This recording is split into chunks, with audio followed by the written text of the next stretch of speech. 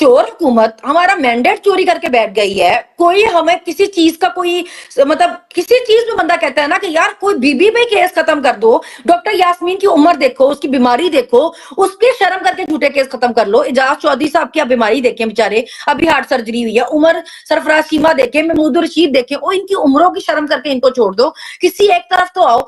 मतलब अगर आपने हमें किसी किस्म की फेवर नहीं देनी या आपने किसी किस्म की बेशर्मी से आवाज नहीं आना है, हमारे घरों पर उसी तरह रेड चलती है, हमारे लड़के उसी तरह उठाए जा रहे हैं, तो फिर हमें क्या जरूरत पड़ी है कि हमने इनको सुकून से फिर बैठने देना है? फिर हमें इतनी क्या जरूरत है इनको एक सेफ माहौल देने की कि हर तरमीम भी ये पास करवा लें, हर जब दिल करे किसी को उठा भी ले? भाई फिर आप इनका जीना आराम करके रखे ना। अच्छी बात है रोज एक एहतजाज का ऐलान करें, हम रैली का प्रोटेस्ट का अनाउंस करते हैं, पूरा दिन पुलिस पागलों की तरह खुआर होती रहती है इधर उधर, हर किसी के घर पे छलांगे मारती फिरती है, दीवारें टापती फिरती है। तो ठीक है ना, काम पे तो लगती है ना, लगा के रखो इनको काम पे सारों को। देखिए जो हसन अयूब है, ये सारा टाइम जज बन के बैठा रहा 9 मई के बाद टीवी टॉक शोज पे। इनको जी देखे जी रियासत पे भाई रियासत में मर कौन गया ये तो बताओ पहले। और कितनी लाशें गिर गई रियासत की, सारी तबाही तो आपने पीटीआई की फेरी। जो लोग शहीद हुए वो भी 9 मई में भी पीटीआई के शहीद हुए। आपने एक बयानिया बनाया और ऐसे फालतू छोड़ दिए। अभी मैं एक बंदी देख रही थी, बिनिश पता नहीं क्या नाम था उसका, उसकी इतनी जुर्रत नहीं हो रही थी को मेरा नाम लेके मेरी ट्वीट कोट कर सके।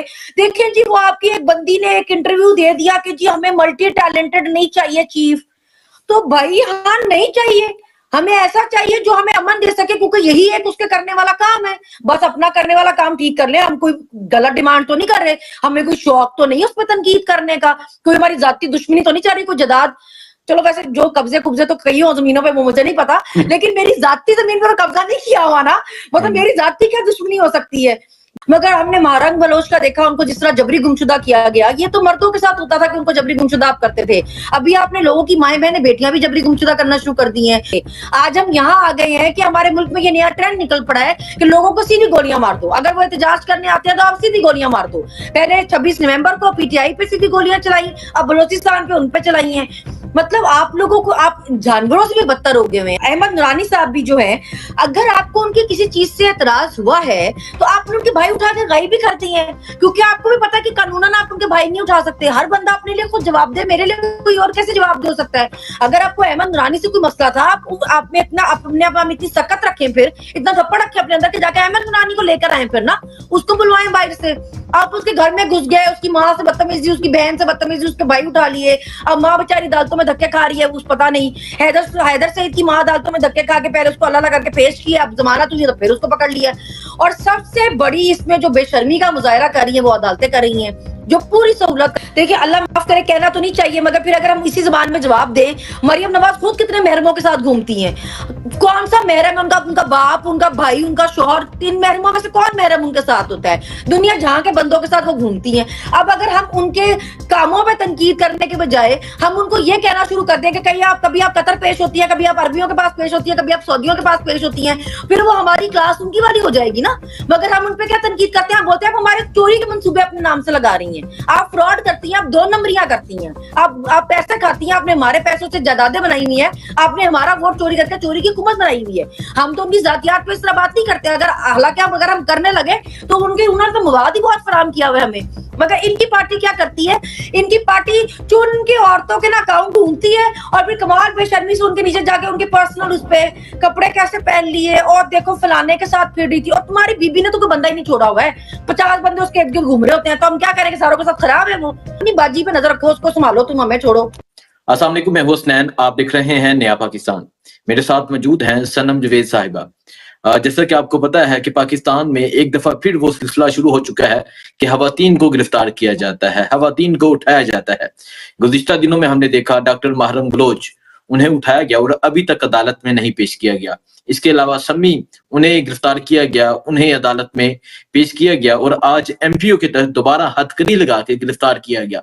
सनम जवेद, आज इनसे बात करते हैं, इनसे पूछते हैं, क्योंकि ये खुद 14.5 माह जेल में रहकर आई हैं, इनसे पूछते हैं कि क्या वजह है, क्यों दोबारा से इन खवातीन को गिरफ्तार किया जा रहा है और ये इस दर्द को, इस एहसास को बेहतर समझ सकती हैं। जी सनम, अस्सलाम वालेकुम। जी, वालेकुम अस्सलाम। मैं वही हैरान थी कि हमारा ये मुल्क जो हमारे बुजुर्गों ने इतनी कुर्बानियाँ अपनी जान की कुर्बानियाँ दे के बनाया इसलिए कि हम अपने मुल्क में आज़ादी से रह सकें, हम खुली फ़िज़ा में साँस ले सकें, हमारे पास हमारे हकूक़ हों, हम एक इज़्ज़त से अपने घरों में रह सकें। लेकिन आज हम यहाँ पे हैं कि आज किसी का घर महफ़ूज़ नहीं है। जिसका दिल पुलिस का जब दिल करेगा किसी के घर में घुस जाएगी, किसी की भी माँ, बहन, बेटी उठा लेगी। पहले हम सोचते थे कि ये इतने बेशर्म अभी तक कोई भी नहीं आया कि ख़वातीन गिरफ्तार करने पे आ जाएँ या ख़वातीन को उठाने पे आ जाएँ। मगर आज हालात यहाँ पे हैं कि ख़वातीन पे ना सिर्फ दहशत, जंग, बगावत, गद्दारी के मुकदमे हुए, गिरफ्तारियाँ हुई, बार-बार गिरफ्तारियाँ हुई, उनके गिरबानों में हाथ डाले गए, सरों से दुपट्टे खींचे गए, बाल खींचे गए, सड़कों पे घसीटा गया। हर रोज़ हम सोचते हैं कि नहीं इससे ज़्यादा मज़ीद क्या गिरेंगे? जारी कर रही हैं, मगर हमने महारंग बलोच का देखा उनको जिस तरह जबरी गुमशुदा किया गया, ये तो मर्दों के साथ होता था कि उनको जबरी गुमशुदा आप करते थे। अभी आपने लोगों की माएँ-बहनें, बेटियाँ भी जबरी गुमशुदा करना शुरू कर दी हैं। फिर वो दूसरी लड़की समी, अदालत उसको बरी कर रही है। आप एमपीओ में उसके ऑर्डर नज़रबंदी के ले रहे हैं और उसको हथकड़ी ऐसे लगा के लेके आ रहे हैं जैसे आपने कोई बहुत बड़ा दहशतगर्द पकड़ा हो। आपको शर्म हया नहीं है? एक नज़रबंदी माँगने का मतलब ये है कि रियासत लिख के दे कि भई हमें इस बंदे की नज़रबंदी दे दे क्योंकि हमें इससे बाहर बड़ा खतरा है। क्या आज हमारी रियासत इतनी तो अब आप औरतों की नज़रबंदियाँ माँग रहे हैं, अब आप लिख-लिख के दे रहे हैं कि जी ये औरत से हमें बाहर बहुत खतरा है, तो बराए मेहरबानी आप हमें इसकी नज़रबंदी दे दें, ताकि हम इसको जेल में बंद कर सकें। आज एक औरत आपके लिए इतनी खतरनाक हो जाती है अगर वो बाहर निकलती है कि आपको लगता है कि इसका बाहर निकलने से ज़्यादा जेल में रहना ज़्यादा महफूज़ है। हम कहाँ आगे हैं एज़ अ नेशन और मुसलमान और इस्लामी जमहूरिया पाकिस्तान, हम रोज़ एक दर्जा नीचे गिर रहे हैं। हम रोज़ सोचते हैं कि इससे ज़्यादा मज़ीद क्या गिरेंगे, मगर रोज़ हमारी गलतफ़हमी दूर होती है और हमें बताया जाता है नहीं हम इससे भी मज़ीद गिरेंगे। अच्छा मुझे बताएं, जिस तरह आपने देखा कि डॉक्टर महारंग बलोच को गिरफ्तार किया गया और सामने मैयतें थीं और उन नौजवानों की जो एहतजाज कर रहे थे उन्हें सीधी गोलियां मारी गई, उसी तरह जिस तरह 26 नवंबर को डी चौक पे मारी गई, तो इस पे क्या कहेंगे? देखिए वही ना इस मुल्क में सारे नए रिवाज चल निकले हैं। इस मुल्क में आप अपनी मर्जी से लीडर नहीं चुन सकते, आप अपनी मर्जी से पार्टी किसी को सपोर्ट नहीं कर सकते, आप वोट अपनी मर्जी से नहीं दे सकते, देंगे तो निकलेगा किसी और का। आज हम यहाँ खड़े हैं कि हम अपने घर पे अफ्तारी नहीं रख सकते। आप अफ्तारी रखेंगे वहां पुलिस पहुंच जाएगी। आप 14 अगस्त मनाने के लिए जाएंगे अगर आप पीटीआई से, आप 14 अगस्त नहीं मना सकते। आप 23 मार्च मनाने जाएंगे आप पीटीआई से हैं, आप 23 मार्च नहीं मना सकते। आज हम यहाँ आ गए हैं कि हमारे मुल्क में ये नया ट्रेंड निकल पड़ा है कि लोगों को सीधी गोलियां मार दो। अगर वो एहतजाज करने आते हैं तो आप सीधी गोलियां मार दो। पहले 26 नवंबर को पीटीआई पे सीधी गोलियां चलाई, अब बलोचिस्तान पे उन पे चलाई हैं। मतलब आप लोगों को आप जानवरों से भी बदतर हो गए हुए हैं। आप लोगों में कोई इंसानियत ही नहीं बची है। इंसान है कि वो क्या सामने कीड़े-मकोड़े हैं जिनको सीधी गोलियां मारने से पहले आप एक दफा भी नहीं सोचते। फिर आप सोचते हैं कि जी उनके वर्षा जो है वो इस बारे में एहतजाज भी ना करें। आपने उनको उनकी जानें ली हैं, वो अपने प्यारों को गुमशुदा को ढूंढते फिरते हैं, उसके लिए एहतजाज करते फिरते हैं, वो बोलते हैं ये जुल्म बंद करें। आप उनको मजीद गोलियां मार देते हैं और जो जिंदा बच्चे फिर आप उनको गुमशुदा कर देते हैं। मतलब क्या चल क्या रहा है इस मुल्क में?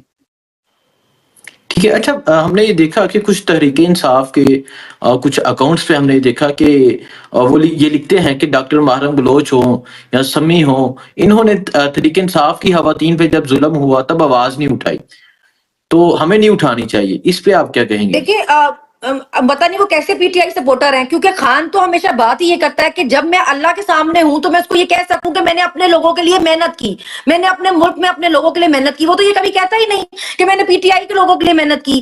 खान तो कभी ये बात नहीं करता। देखिए हमारा तो कहना ही यही है कि आप गलत को गलत कहना शुरू करें, चाहे उसका फायदा आपको है या नहीं, चाहे उसका ताल्लुक आपसे है या नहीं। गलत को गलत और सही को सही कहें। इस तरह तो आप बहुत आसान है कि आप सिर्फ अपना फायदा देखें, जो चीज आपके फायदे की है आप वो मैं करता हूं, मुझे क्या जरूरत है किसी और के लिए परेशानी उठाने की। असल बात तो तब है कि जब आप किसी की मुश्किल में उसके साथ खड़े हो। अब हम ये तो नहीं कह सकते कि अगर वो हमारे लिए नहीं बोले तो आज उनके लिए नहीं बोलते, आज हम उनके लिए नहीं बोलेंगे तो कल को फिर हम होंगे, कल इसके अलावा फिर कोई और होगा। देखिए हमेशा जैसे हम पे मुकदमे बने, हम ये एक्सपेक्ट करते थे कि चाहे कोई पीटीआई का है या नहीं है, सबके घरों में माए बहने बेटियां हैं तो सबको कंडेम करना चाहिए कि ये आप गलत कर रहे हैं खवातीन के साथ। बुशरा बीबी पे इद्दत केस बना, हम ये एक्सपेक्ट करते थे कि चाहे आप किसी भी पार्टी से ताल्लुक रखते हो, आपको चाहिए कि आप ऐसे गलीज केस बनने पे उसकी मजम्मत करें, चाहे आप किसी भी पार्टी से ताल्लुक रखते हो। तो ये तो डिबेट ही नहीं होनी चाहिए कि वो हमारे लिए बोली या नहीं बोली। गलत हो रहा है, आप गलत को गलत और सही को सपोर्ट करना शुरू करें, चाहे उसका ताल्लुक आपसे है या नहीं, चाहे उसका फायदा आपको है कि नहीं। हमारे लीडर ने तो यही सिखाया हमें।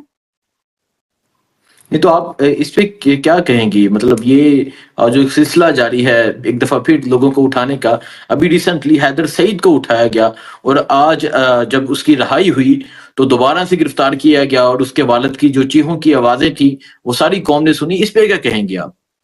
देखिए, इनको ना कोई अल्लाह का डर ही नहीं रहा है, इनको कोई खौफ़े खुदाई नहीं है, माएँ बेचारी रुलती फिर रही हैं, बाप चीखें मार रहे हैं, बच्चे अभी जो हमारे लाहौर से लोग उठाए हुए हैं, आप यकीन करें कि वो उनमें से कोई एक्टिव नहीं था। एक का बच्चा 10 साल का कैंसर पेशेंट है, एक का बच्चा 6 महीने का, मेरे ख्याल से उसको हार्ट उसकी सर्जरी होनी है, वो हार्ट का बेचारा पेशेंट है। वो माँ-बाप भी रोते फिरते हैं, बच्चे अपने बाप को ढूँढते फिरते हैं, बीवियाँ बेचारी अलग ख़वार हो रही हैं। अब देखिए जो दूसरा वो जो अहमद नूरानी साहब भी जो हैं, अगर आपको उनकी किसी चीज से एतराज हुआ है तो आपने उनके भाई उठा के गायब भी कर दिए हैं, क्योंकि आपको भी पता है कि कानूनन आप उनके भाई नहीं उठा सकते। हर बंदा अपने लिए खुद जवाब दे, मेरे लिए कोई और कैसे जवाब दे सकता है?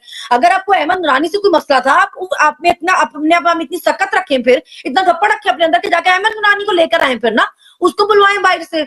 आप उसके घर में घुस गए, उसकी माँ से बदतमीजी, उसकी बहन से बदतमीजी, उसके भाई उठा लिए। अब माँ बेचारी अदालतों में धक्के खा रही है, उस पता नहीं हैदर सईद की माँ अदालतों में धक्के खा के पहले उसको अल्लाह करके पेश किया, अब जमानत हुई तो फिर उसको पकड़ लिया। और सबसे बड़ी इसमें जो बेशर्मी का मुजाहरा कर रही है वो अदालतें कर रही हैं, जो पूरी सहूलतकारी कर रही हैं, जो पूरी लेटी पड़ी हैं इनके सामने कि भाई आप पूछे तो सही कि आप लोगों को एक के बाद दूसरे, दूसरे के बाद तीसरे, तीसरे के बाद चौथे केस में लेके आते हैं, भाई किन एविडेंस पे? जब कानूनन एक सबूत दूसरे केस में इस्तेमाल नहीं हो सकता, आप किन सबूतों पे लोगों को उठा उठा के लेके आ जाते हैं? इनको वार्निंग्स क्यों नहीं मिलती हैं? मतलब हमने तो ऐसे जजेस भी देखे हैं भाई, शंदाना की गिरफ्तारी हो रही थी तो जज ने बोला अब एक बार और गिरफ्तार हुई तुम्हें निशाने इबरत बनाऊंगा। जरताज पेशावर हाई कोर्ट पेश हुई, जज इस्लामाबाद से पेशावर पहुंचा, उसने बोला बेटी आप घर जा, मैं देखता हूं यहाँ गिरफ्तारी कैसे होती है। हमने तो ऐसे तगड़े जज भी देखे हुए हैं। मेरा जब जस्टिस औरंगजेब गुल हसन के पास गया, उन्होंने बोला कि ये जी इस्लामाबाद में नहीं रहती है, वो फरमाने लगे आईओ साहब, एसपी साहब, उन्होंने कहा ना रहती हो इस्लामाबाद में, इसको रहने की जगह मिल जाएगी, लेकिन ये गिरफ्तार नहीं होगी यहाँ से निकल के। ये मैं आपको बता दूं 3 दिन बाद अपने घर वालों के साथ यहाँ पेश होगी, नहीं कर सके गिरफ्तार ना। बड़ा शौक चढ़ता था अदालतों से गिरफ्तार करने की, तो हमने तगड़े जज देखे हैं। सिर्फ हिम्मत करने की जरूरत है, आप खौफे खुदा करें, आप इंसाफ की कुर्सियों पर बैठे हैं, अल्लाह को जवाब दे हैं आपने जाके बताना है हमने इंसानों के लिए उनके हकूक का किस तरह हिफाजत की। आप पे शर्म ही नहीं है, आप इनको कुछ पूछते ही नहीं है कि ये क्या तमाशा चल रहा है मुल्क में।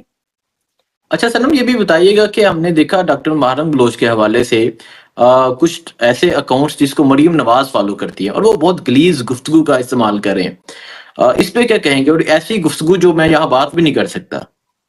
देखिए अल्लाह माफ करे, कहना तो नहीं चाहिए, मगर फिर अगर हम इसी जुबान में जवाब दें, मरियम नवाज खुद कितने महरमों के साथ घूमती हैं। कौन सा महरम? उनका बाप, उनका भाई, उनका शौहर, 3 महरमों में से कौन महरम उनके साथ होता है? दुनिया जहां के बंदों के साथ वो घूमती हैं। अब अगर हम उनके कामों पे तनकीद करने के बजाय हम उनको ये कहना शुरू कर दें कि कभी आप कतर पेश होती है, कभी आप अरबियों के पास पेश होती है, कभी आप सऊदियों के पास पेश होती हैं, फिर वो हमारी क्लास उनकी वाली हो जाएगी ना। मगर हम उन पे क्या तनकीद करते हैं? हम बोलते हैं आप हमारे चोरी के मंसूबे अपने नाम से लगा रही हैं, आप फ्रॉड करती हैं, आप 2 नंबरियां करती हैं, आप पैसे खाती हैं, आपने हमारे पैसों से जायदादें बनाई हुई है, आपने हमारा वोट चोरी करके चोरी की हुकूमत बनाई हुई है। हम तो उनकी जातियात पे इस तरह बात नहीं करते, हालांकि अगर हम करने लगे तो उन्होंने तो मवाद ही बहुत फराहम किया हुआ है हमें। मगर इनकी पार्टी क्या करती है? इनकी पार्टी चुन के औरतों के ना अकाउंट ढूंढती है और फिर कमाल बेशर्मी से उनके नीचे जाके उनके पर्सनल उस पे कपड़े कैसे पहन लिए और देखो फलाने के साथ फिर रही थी, और तुम्हारी बीबी ने तो कोई बंदा ही नहीं छोड़ा हुआ है, 50 बंदे उसके इर्द गिर्द घूम रहे होते हैं, तो हम क्या करेंगे? सारों के साथ खराब है वो, हम तो ये बातें नहीं कर सकते है ना। तो इनका तो काम है, ये इन्होंने छोड़े इसीलिए है। जो औरत इनको लगता है कि काबू नहीं आ रही है, ये जरा थोड़ी डाडी है, तो उसको बोल दो कि ये तो सही नहीं है, ये तो इसका तो कैरेक्टर ही ठीक नहीं है। अपनी बाजी पे नजर रखो, उसको संभालो, तुम हमें छोड़ो। अच्छा सनम, आपके बारे में ये भी, आप इतना सख्त इस दौर में कैसे बोलती हैं जहां तरीके इंसाफ का कोई बंदा नहीं बोलता, और आप इस किस तरह बोल देती हैं? देखिए ये मुझे भी बहुत जगह और से आप आया किस कि तरह जी आप अगर निकलती हैं? थोड़े, और आप साथ साथ आप एहतजाज के लिए किस तरह निकल आती हैं? मुझे भी बहुत जगह से आया कि जी अगर आप थोड़ी धीमी हो जाएं, आप ऐसे हो जाएं, तो आप ये हो जाए, तो वो हो जाए। पार्टी की एक पॉलिसी है, पार्टी का एक डिसिप्लिन है। देखें हम खान के फॉलोवर हैं, सीधे सीधे। पार्टी का तो मुझे पहले भी नहीं पता था, लोगों का भी बहुत कम लोगों का पता है। जब खान हल्की बात नहीं करता, जब खान सीधा नाम लेके बात करता है, जब खान बिल्कुल स्ट्रेट फॉरवर्ड है, वो किसी चीज से नहीं घबरा रहा, उसका स्टैंड इतना सख्त है, तो हम किस बात की चमचेगिरी और चापलूसियां करते फिर रहे हैं? हमें क्या मजबूरी है? मतलब मैं निकलती हूँ, मतलब मैं भी निकलती हूँ, मैं भी सोच सकती हूँ कि भाई मैं 16 बार गिरफ्तार हुई हूँ, मैं शहर पेशियां भुगत रही हूँ, मैं ऑलरेडी इतनी खवारी काट रही हूँ, मेरे बच्चे रुल गए, मेरा शौहर 7.5 महीने जेल रहा, मेरा बाप जेल काट के आ गया मेरी वजह से, बहन मेरी मफरूर है बेचारी 2 साल से। तो मतलब मैं भी सोच सकती हूँ यार, क्या आसानियां चुनते हैं अपने लिए, हम भी सुकून से घर पे बैठते हैं, हम भी ये बहाने लगा सकते हैं कि वो बहुत मुश्किल है निकलना। ये तो आप बताएं ना कि आप कैसे नहीं निकल पा रहे हैं। अगर हम निकल पा रहे हैं तो इतना कुछ भुगतने के बाद भी अगर हम निकल पा रहे हैं, तो ये तो जो नहीं निकल रहे हैं उनको बताना चाहिए कि इतने भी क्या आपके घर के बाहर को ताला लगा गया है, कोई एल्फी शेल्फी डालकर कुंडी लगा गया है, हमें बताया, मदद कर देते हैं कोई आपको बाहर निकलने में। वही इतनी भी क्या आपकी मजबूरी है कि आपसे अपने हलकों में भी ना जाया जाए, वोट लेने का आपको पता हो, लेकिन उसके बाद हम निकले ना और गायब हो जाए। ये सब ड्रामेबाजियां। देखें, लोग थोड़ी देर तक इस बात पे बेवकूफ बने कि जी ये निकल रही है ना क्योंकि इनको इजाजत है, हम निकल रहे हैं भाई, हम में दम है। आप खुद में हिम्मत पैदा करें, आप भी निकल के दिखाएं ना। कोई कुछ नहीं कहेगा, क्या क़यामत आ जाएगी? मैक्सिमम क्या ही आ जाएगी क़यामत, गिरफ्तार हो जाएंगे। हम 16 बार गिरफ्तार हुए, क्या मर गए हैं? कुछ भी नहीं हुआ। आप भी हिम्मत करके निकले। अजीब। अच्छा, इमरान खान ने कहा कि ईद के बाद सड़कें गर्म होंगी और एहतजाज होगा और सिर्फ एहतजाज होगा, तो आप इस पे क्या कहेंगे आप? देखिए, अगर ये चोर हुकूमत हमारा मैंडेट चोरी करके बैठ गई है, कोई हमें किसी चीज का कोई मतलब किसी चीज में बंदा कहता है ना कि यार कोई बीबी पे केस खत्म कर दो, डॉक्टर यास्मीन की उम्र देखो, उसकी बीमारी देखो, उसके शर्म करके झूठे केस खत्म कर लो। एजाज चौधरी साहब की आप बीमारी देखें, बेचारे अभी हार्ट सर्जरी हुई है। उमर सरफराज चीमा देखें, महमूद रशीद देखें, ओ इनकी उम्रों की शर्म करके इनको छोड़ दो, किसी एक तरफ तो आओ। मतलब अगर आपने हमें किसी किस्म की फेवर नहीं देनी या आपने किसी किस्म की बेशर्मी से बाज नहीं आना है, हमारे घरों पर उसी तरह रेड चलती हैं, हमारे लड़के उसी तरह उठाए जा रहे हैं, तो फिर हमें क्या जरूरत पड़ी है कि हमने इनको सुकून से फिर बैठने देना है? फिर हमें इतनी क्या जरूरत है इनको एक सेफ माहौल देने की कि हर तरमीम भी ये पास करवा लें, हर जब दिल करे किसी को उठा भी ले? भाई फिर आप इनका जीना आराम करके रखे ना। अच्छी बात है, रोज एक एहतजाज का ऐलान करें, हम रैली का प्रोटेस्ट का अनाउंस करते हैं, पूरा दिन पुलिस पागलों की तरह खुआर होती रहती है इधर उधर, हर किसी के घर पे छलांगे मारती फिरती है, दीवारें टापती फिरती है। तो ठीक है ना, काम पे तो लगती है ना, लगा के रखो इनको काम पे सारों को। अच्छा सनम, अभी लास्ट क्वेश्चन, आपने देखा रिसेंट जिन लोगों को, हेलो, आपने देखा ये लास्ट जिन जी लोगों जी। को अवार्ड दिए गए, तमगा शुजात, सितारा इम्तियाज, इस पे क्या कहेंगे आप? देखिए, इतनी लोगों की सुबह शाम गालियां खाना, इतनी बेइज्जती करवाना कोई आसान काम नहीं है। मतलब इतना मैं कहती हूँ ये बेशर्मी के किसी अलग ही लेवल पे है। वो हैदर नकवी, वो हर औरत की चुन चुन के ना ट्वीट, उसको कोट ट्वीट करता है, और जब उसको इस बात पे जलील किया कि भाई तुझे अगर रीच नहीं मिल रही है तो तुझे ये आसान काम मिला है, तू औरतों की ट्वीट उठा उठा के कोट करता है कि तुझे कोई जवाब मिले, फिर तुझे 4 कमेंट्स मिल जाए। उस पे वो आइंस्टाइन फरमाता है कि मुझे तो रीच की जरूरत नहीं है। मतलब अगर उसकी पोस्ट पे टोटल को 10 कमेंट हो गए, 10 में उसको गालियां पड़ी होती हैं। मगर मैं कहती हूँ कॉन्फिडेंस देखें उसका, बोलता है कि मैं रात पे बैठ के बयानियां बनाता हूँ और अगले दिन जो पीटीआई का प्रोपेगेंडा होता है मैं उसको खत्म करता हूँ। ओ भाई तुम बेवकूफ हो, तुम हमारे लड़के ऐसे उठाई जा रहे हैं सोशल मीडिया के। इस आइंस्टाइन से रब्ता करो, वो जो पूरा हमारा बयानिया ही दफन कर देता है एक रात में बैठ के। भाई इसको उठा के लेके आके अपने पास रखो, हमारे लड़कों के पीछे नहीं पड़े हो। सनम, जो इस आइंस्टाइन से रब्ता नहीं कर नहीं लो। नहीं नहीं मैं पूछ रहा हूँ जो अभी अवार्ड दिए गए हैं, सितारा जी इम्तियाज। वही ना, ये जैसे देखे ये जो हसन अयूब है, ये सारा टाइम जज बन के बैठा रहा 9 मई के बाद टीवी टॉक शोज पे। इनको जी देखे जी रियासत पे, और भाई रियासत में मर कौन गया ये तो बताओ पहले। और कितनी लाशें गिर गई रियासत की, सारी तबाही तो आपने पीटीआई की फेरी। जो लोग शहीद हुए वो भी 9 मई में भी पीटीआई के शहीद हुए। आपने एक बयानिया बनाया और ऐसे फालतू छोड़ दिए। अभी मैं एक बंदी देख रही थी, बिनिश पता नहीं क्या नाम था उसका, उसकी इतनी जुर्रत नहीं हो रही थी कि वो मेरा नाम लेके मेरी ट्वीट कोट कर सके। देखिए जी, वो आपकी एक बंदी ने एक इंटरव्यू दे दिया कि जी हमें मल्टी टैलेंटेड नहीं चाहिए चीफ। तो भाई हाँ नहीं चाहिए, हमें ऐसा चाहिए जो हमें अमन दे सके, क्योंकि यही एक उसके करने वाला काम है। बस अपना करने वाला काम ठीक कर ले, हम कोई गलत डिमांड तो नहीं कर रहे, हमें कोई शौक तो नहीं है उस पर तनकीद करने का, कोई हमारी जाती दुश्मनी तो नहीं चाह रही, कोई जदाद। चलो वैसे जो कब्जे कुब्जे तो कई हो जमीनों पे वो मुझे नहीं पता, लेकिन मेरी जाती जमीन पर कब्जा नहीं किया हुआ ना, मतलब मेरी जाती क्या दुश्मनी हो सकती है? भाई आप लोगों को सिर्फ अमन दे, अगर आप अपनी कारकर्दगी ठीक रखेंगे लोग आप पे तनकीद करना छोड़ देंगे। बजाय इसके जो आपने सारा फोकस लोगों को घरों से उठाने पे लगाया हुआ है, अपना काम ठीक कर लें। आज क्या हम अंधे हैं, हमें नजर नहीं आ रहा बलोचिस्तान में क्या हालात हैं? पंजाब को आपने मिनी बलोचिस्तान बनाया हुआ है, केपी में दहशतगर्दी के जो हालात हैं, सिंध में जो हालात हैं, तो फिर हम किस बात पे आपको नंबर 1 का मेडल पहना अच्छा, दे, एक हमसे तो नहीं पहनाया नहीं, जाएगा। एक और बंदा जिसने वो तोशाहाना की जो घड़ी थी वो खरीदी, उसे भी बांट दिया गया 17 इम्तियाज। ऐसे ही है ना, वो जो इद्दत केस जिसने बनाया उसका मेडल रह गया है। वो बड़ा ऑब्वियस हो जाता ना कि जिन जिन अपने पालतुओं से उन्होंने केस बनवाया खान के अगेंस्ट, उन सबको नवाजा गया इस तरह, तो वो फिर इस वजह से शायद बेचारा वो रह गया खबर मैंने कहा, वरना उसको भी मिल जाना था। ये घड़ी का देखे ना, घड़ी एक मजाक है कि एक घड़ी वो जी उसकी कीमत अरबों रुपए थी। भाई कौन सा किसी मुल्क में आप जाओ तो वो किसी वजीर आजम को अरबों रुपए की घड़ी तोहफे में दे देता है। डायमंड्स लगे हुए, डायमंड तो जितना छोटा होता है उसकी उतनी वैल्यू उसकी नहीं होती। डायमंड्स की तो वैसी वैल्यू नहीं होती, इन जाहिलों को इतना भी नहीं पता। वो एक घड़ी को अरबों की घड़ी बना के बैठे हुए हैं कि जी अरबों की घड़ी थी और इसने पैसे सही नहीं लगाए। तो सबको सब नजर आ रहा है जो तमाशा हो रहा है। अभी इस बात पे कितना फुदके वो कौसर काजमी साहब कि देखो जी आप डिसऑन करो, इसने बोला कि नंबर 1 कहते हैं जी, नंबर 1 साबित करें। भाई अपने मुंह से अगर खुद ही आप तारीफें करी जाएंगे तो लोग आपको अपने मुंह मियां मिट्ठू ही कहेंगे ना।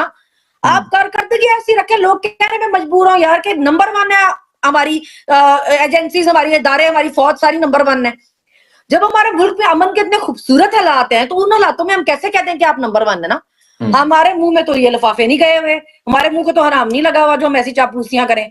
तो हम तो तनकीद करेंगे, हम तो सिर्फ तनकीद कर रहे हैं, वो बर्दाश्त करने का हौसला रखें। बहुत शुक्रिया सनम।